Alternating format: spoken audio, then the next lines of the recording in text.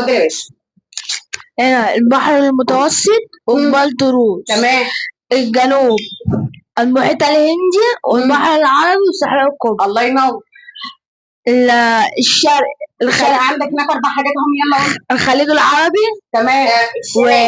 كده خليك هنا. الشمال عندك ايه وايه؟ جبال طورس والبحر المتوسط. تمام. في الجنوب عندك ايه وايه؟ المحيط الهندي والبحر العربي والصحراء الكبرى. الصحراء الكبرى ايه؟ تمام. المحيط الهندي اهو والبحر العربي. تمام زي الفل. مفيش مرموز بيربط بين ايه وايه؟ بيربط ما بين عمان والخليج. عمان والخليج العربي. حلو. عمان. عمان قدامك اهي. تمام. عندي المضيق الثاني، مضيق ايه هنا؟ باب المندب. ماشي. بيربط ما بين مين ومين؟ ركز كده. خليج عدن. خليج عدن والبحر الأحمر. بيشرف عليه دولتين عربيتين، مين ومين؟ اليمن اليمن وجيبوتي. طيب عندي هنا هنا مضيق هرمز. تمام. يربط ما بين الخليج العربي والخليج ايه؟ عمان. الله ينور. بتشرف عليه دولة؟ عليه دولة عمان. ماشي. هات الناحيتي. هنا مضيق باب المندب. زي الفل. يربط ما بين البحر الأحمر وخليج عدن. تمام. يشرف عليه دولتين جيبوتي واليمن. الله ينور. عنده مضيق جبل طارق. حلو.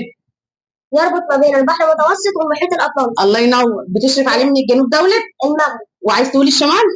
اسبانيا. اسبانيا. خش بقى على الثاني، اخر حاجه عندنا قناة السويس يربط ما بين البحر الأحمر والبحر المتوسط وتشرف عليه دولة مصر. ممكن تلف عندنا هنا مضيق هرمز بيربط ما بين خليج عمان والبحر والخليج العربي. الله ينور. بيشرف عليه دولة مين؟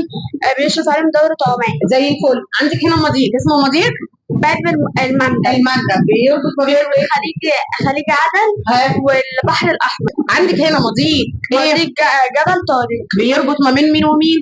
البحر المتوسط والمحيط الأطلنطي. بيشرف عليه دولة مين من الجنوب؟ المغرب. زي الفل. مضيق هرمز بيربط ما بين الخليج العمان وخليج العرب. تمام. نسمع.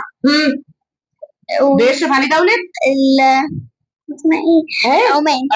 طيب عندك المضيق اللي هنا مضيق ايه؟ باب المندب بيربط ما بين مين ومين؟ جيبوتي واليمن. دول الدولتين اللي بتشرف عليه. طب هو بيربط ما بين ميتين ايه وايه؟ الخليج عدن والبحر الأحمر. زي الفل. اطلعي